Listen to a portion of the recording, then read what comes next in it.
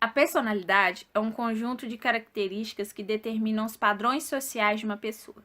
Sua formação é um processo gradual, complexo e único para cada indivíduo, explicando padrões conscientes de sentimentos, pensamentos e comportamentos, baseando-se no ambiente, sendo este um potencializador na personalidade, na subjetividade, pois a realidade para cada indivíduo é diferente devido à sua interpretação.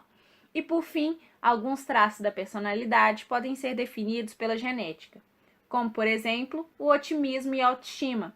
Psicólogos da Universidade da Califórnia descobriram a existência das bases nitrogenadas, adenina ou guanina, em um local específico do gene responsável pela recepção do hormônio ocitocina, que influencia os níveis de otimismo e autoestima. Ou seja, quem tem uma ou duas bases A tem mais chance de sofrer com sintomas de depressão do que quem tem duas G. Existem muitas teorias que estudam a personalidade, porém, uma das mais importantes está a de Freud, que o comportamento é resultado de três superestruturas: o id, o único componente que está presente desde o nascimento e que inclui os comportamentos instintivos e primitivos, o ego, que é responsável por lidar com a realidade, e o superego, que é o nosso senso de certo ou errado.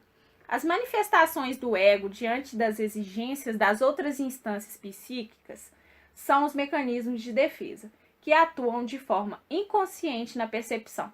O indivíduo que consegue manter o equilíbrio desses mecanismos está adaptado. Permite ao indivíduo qualidade de relacionamento social, apreciação dos momentos da vida e resiliência diante das dificuldades.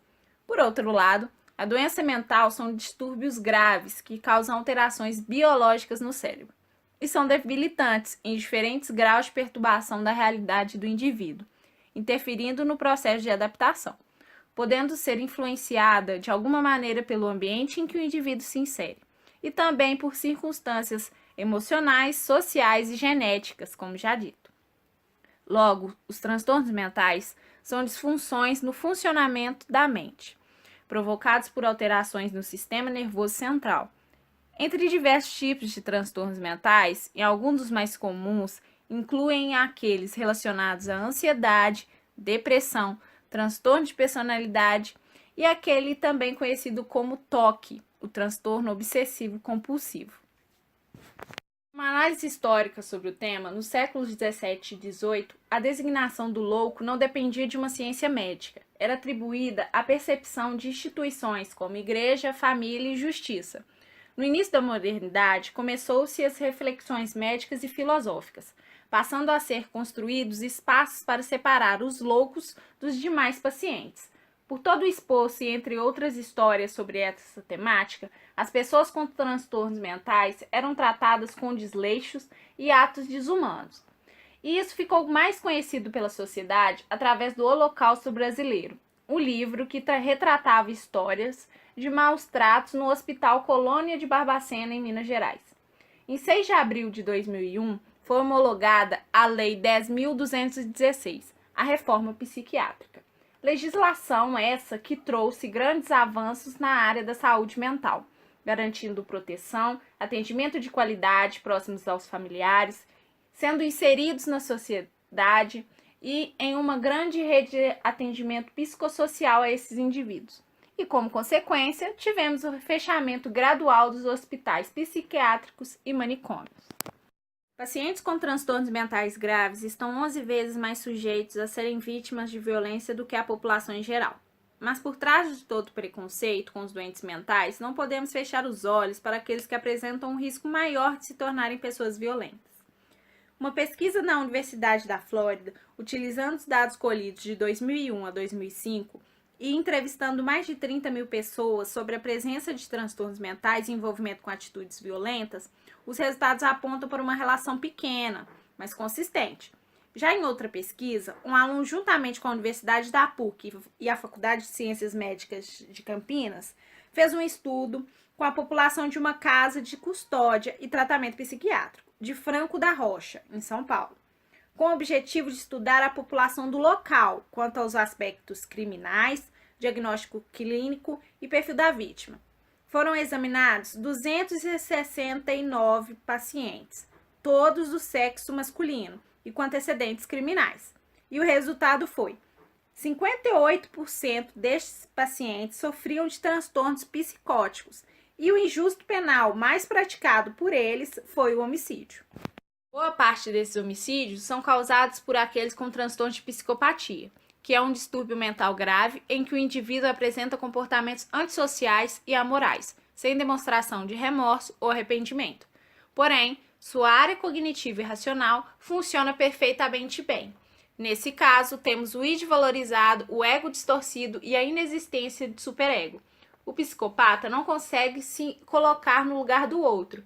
É esperto, habilidoso e manipulador, não conseguindo fazer distinção do que é certo ou errado. Há 3 componentes de socialização: a escrupulosidade, a sociabilidade e a aceitação da responsabilidade adulta. Na infância, esses indivíduos já fazem o uso da mentira, judiam dos irmãos e colegas, agem de forma cruel com os animais. Porém, antes dos 18 anos, isso é chamado de transtorno de conduta. Por isso, os crimes praticados por psicopatas são cruéis, devido à sua falta de emoção. Ele não deseja apenas matar, mas humilhar e causar extrema dor à vítima. A psicopatia tem níveis distintos, do leve ao grave.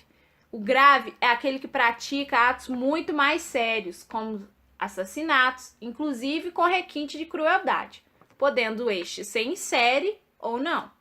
Quando os psicopatas cometem crimes, há um planejamento cuidadoso de cada detalhe com antecedência. Diante de inúmeras outras histórias de assassinos em série, como por exemplo o Maníaco do Parque, Vampiro de Niterói, o Bandido da Luz Vermelha e Pedrinho Matador, vamos nos conter em contar a história de Francisco da Costa Rocha, mais conhecido como Chico Picadinho. Nascido no Espírito Santo, presenciava brigas constantes de seus pais, distância, rejeição e abandono. Aos 4 anos, foi levado para morar com um casal em um sítio. Uma criança solitária, curiosa e inquieta. Matava os gatos para testar suas 7 vidas e ficava observando o resultado. Após 2 anos, sua mãe voltou para buscá-lo. Ela tentava manter o sustento da família, mas sua inclinação em se envolver com homens casados perturbava seu filho. No colégio, era um jovem briguento, desatento e indisciplinado. Com essa juventude conturbada, em 1966, cometeu o primeiro crime. Após ter relações com uma garota de programa, a estrangulou e, para esconder o ato, esquartejou o corpo. Francisco foi condenado a 20 anos de prisão, porém ficou apenas 10, já que apresentava um bom comportamento. Depois de solto, voltou a cometer o mesmo crime. Outra garota de programa foi estrangulada e esquartejada, tendo as partes de seu corpo escondidas em uma mala. O homem novamente foi condenado a 30 anos de prisão. A função da pena privativa de liberdade, no entender de muitos, é punir o apenado. Visa também reeducar e ressocializar, objetivando reinserir o indivíduo na sociedade, de forma que não reincida na prática criminosa. A medida de segurança é uma forma tratativa para o injusto penal, cometido por indivíduos que possuem enfermidades mentais, e também para aqueles acometidos por distúrbios em situação diversa da normalidade. Para que seja aplicada, leva-se em conta a periculosidade do indivíduo, de modo que, enquanto estiver recluso, deve ser feita uma perícia anual que atestará o grau em que o indivíduo se encontra. Não se falava em período máximo quando se tratava de medida de segurança, porque a mesma poderia durar enquanto o indivíduo fosse considerado perigoso para o convívio em sociedade. Todavia, o período mínimo variava entre 1 e 3 anos. Em 1984, houve uma alteração no Código Penal e é aplicada a medida de segurança ou pena, sendo ilegal a acumulação dos dois institutos. O grande problema trazido por essa medida reside no fato de que uma das perícias anuais restar verificado que a periculosidade do indivíduo cessou. Sendo assim, a medida de segurança não será mais aplicada. Aqui cabe relembrar que, no caso dos psicopatas, eles possuem uma incrível capacidade de ludibriar as pessoas. inclusive os profissionais da saúde, de forma que podem manipular seus resultados e serem colocados em liberdade sem condições para tanto, colocando em risco a sociedade outra vez. Porque, involuntariamente, vão acabar recaindo na mesma prática criminosa. A priori, essa medida poderia ser aplicada no período indeterminado, enquanto durasse a periculosidade do indivíduo. Todavia, a jurisprudência vem aceitando que o mesmo não seja aplicado por tempo superior a 30 anos. Como restou configurado, a jurisprudência no Brasil vem determinando que a medida de segurança deve perdurar pelo tempo que a sentença determinou para que o sujeito ficasse preso, obedecendo o limite de 30 anos do Código Penal. Todavia, aqui também já foi demonstrado que, em determinadas situações, o indivíduo não tem a mínima condição de voltar ao convívio social. A esses casos, vem sendo aplicado o cumprimento da medida de segurança e a interdição pelo juízo civil.